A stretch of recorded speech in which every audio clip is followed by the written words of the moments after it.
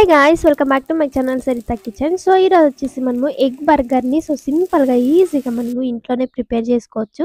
So ఇప్పుడైతే మనం prepare ఎలా చేసుకోవాలో చూపించేస్తా. ఫస్ట్ అయితే మనము ఎగ్ని వేసుకునేసి పక్కకు పెట్టుకునేద్దాం. సో ఎగ్ని అయితే ఇలా కొట్టేసి మనము ప్యాన్ పెట్టుకునేసి ప్యాన్ మీద ఆయిల్ అప్లై చేసుకునేసి ఎగ్ని వేసుకునేసేయండి. ఫస్ట్ ఇలా ఎగ్ వేసిన తర్వాత మనము కొంచెం సాల్ట్ అండ్ కొంచెం కారము వేసుకోవాలి ఎగ్ మీద. సో ఇలా ఎగ్ మీద కొంచెం కారం సాల్ట్ వేసుకునేసి రెండు పక్కలు బాగా కాల్చుకోవాలి. చూడండి ఇలా తిప్పేసేయండి. రెండో సైడ్ కూడా ఇలా బాగా కాల్చుకునేసేయండి.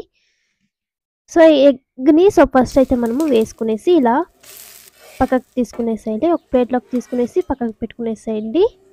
ఇప్పుడు అదే ప్యాన్ మీద ఫుల్ ఆయిల్ అనేది అప్లై చేసేసి మనము బన్ అయితే కట్ చేసుకొని ఫస్ట్ ప్యాన్ మీద మనము వేడి చేసుకోవాలి రెండు పక్కలు.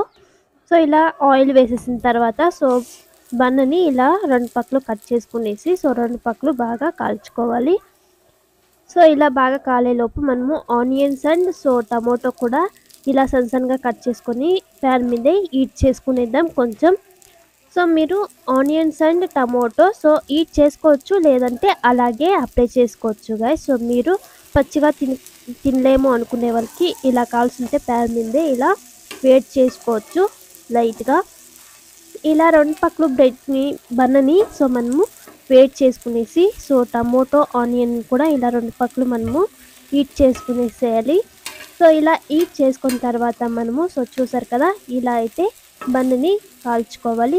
ఇప్పుడు మనం వచ్చేసి టమోటో సాస్ని అయితే అప్లై చేసుకునేద్దాం ఇలా వేడి చేసుకున్న తర్వాత.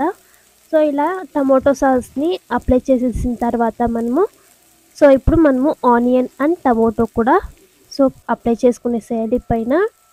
ఇలా ఆనియన్ అండ్ టమోటో కూడా పెట్టేసేసేయండి.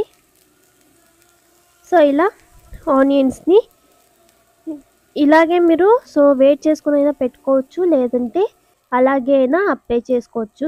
మీరు హీట్ చేసుకోవాల్సిన అవసరం కూడా లేదు. ఇలా టమోటోస్ని ఆనియన్స్ని పెట్టుకున్న తర్వాత మనము ఎగ్ని వేసుకొట్టుకున్నాం కదా ఫస్ట్లో.